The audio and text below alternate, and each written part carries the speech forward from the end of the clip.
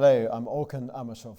The presidential election in Georgia is scheduled to take place on the 14th of December, and the newly elected Georgian Parliament is to approve the country's new government on the 28th of November, with the opposition parties vehemently claiming that the results are illegitimate, refusing to take their seats in the newly elected Parliament. Joining me today is Viktor Kipiani, chair of a Georgian think tank known as GeoCase. Mr. Kipiani, thank you very much indeed for being with us. Thank you. A pleasure to be with you. Thank you. Mr. Kipiani, it appears that the political situation in Georgia is rather tense. Would you be able to walk us through what's happening there now?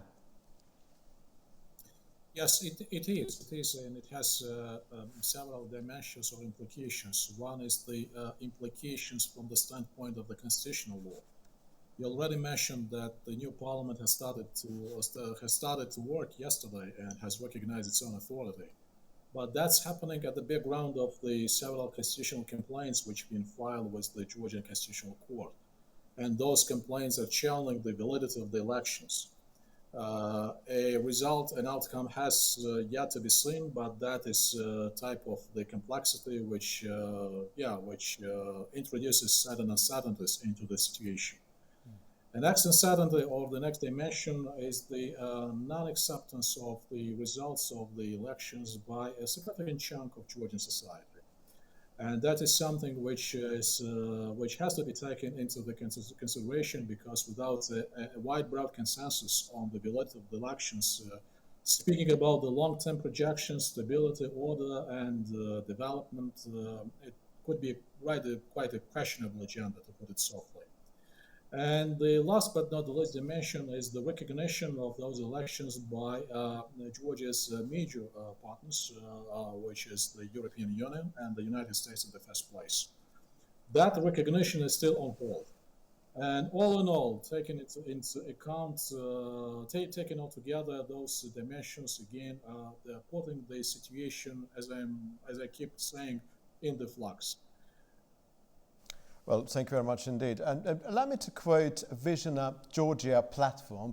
I think yesterday they wrote on X platform that, and I'm quoting them now, this day they're referring actually to the rally which took place yesterday in front of the Georgian Parliament.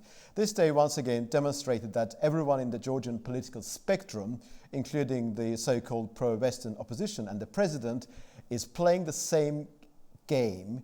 They succeeded in killing one of the largest civil society movements in modern Georgian history this spring, which had the real power to change anything. What is happening right now is a complete disappointment. I mean, this sounds a bit like an obituary, doesn't it? Well, it is disappointment. It is disappointment, and that disappointment is still lingering in the air in the aftermath of the elections. And I also have to admit that to some extent that disappointment has got into resignation, and you feel that on the ground. You feel that in different strata of Georgian society. But well, that is about sort of the emotional side of the story. As for the non-emotional side of the story, which is about the legalese and the international environment, we yet have to see what would come up till the end of this year. And when I'm saying we have yet to see, it's about the final report by OSCE, which yet has to summarize or sum up its position about recognizing or not recognizing Georgian elections as fair and transparent. That is very much pending.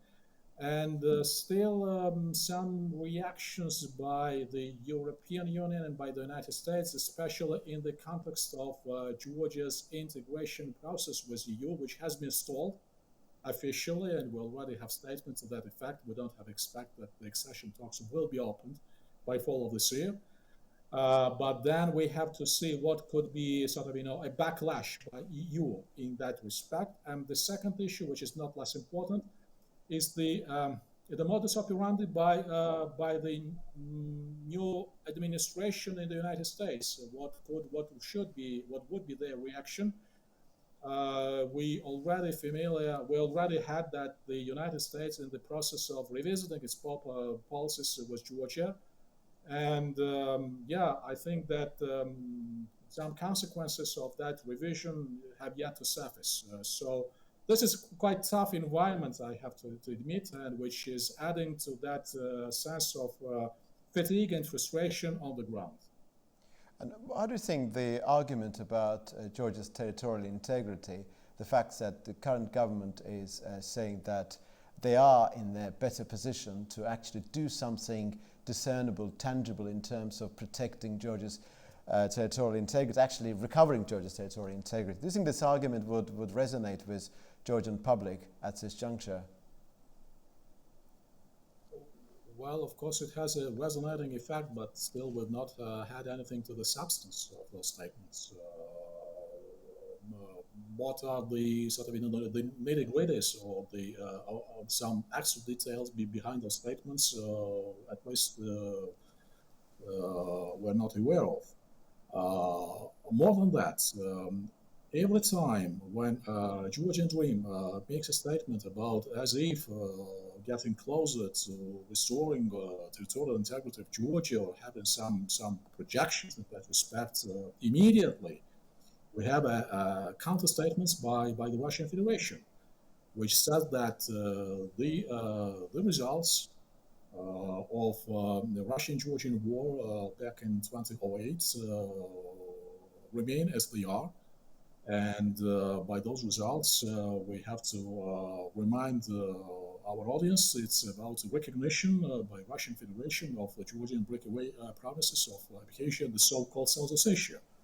So again, effectively speaking, it's really very hard to comment about any nexus between the statements made by Georgian Dream and on one side and the practicalities of implementing those statements on another side. So it's a big vacuum in that respect. See, you earlier said that there's a degree of uncertainty. We don't know really what is going to happen. But if I ask you very briefly, what is your fundamental expectation as long as the period starting now and the 14th of December? Do you expect anything dramatic to happen during that time period spell? More likely, the constitutional compliance would be dealt by the constitutional court saying yes to the validity of the elections, and that means that the Georgian opposition has to find out a new modus operandi alongside with Georgian society. So again, it's a big issue. It's really hard for us to make any predictions in terms of what could be the shape of that new modus operandi. And it also big say on the side of the United States and the European Union. In that respect, would be a level of cooperation with the Georgian Dream, if any, should they implicitly or explicitly recognize the results of the parliamentary elections. So again, I'm quite conscious that you would like to have more specific response from my side, but at this point there is no plausible grounds to speak about any specificity in that respect. Mr. Kipiani, I'm so grateful to you for your time. Thank you very much indeed. This is all for now, and again, see you very soon.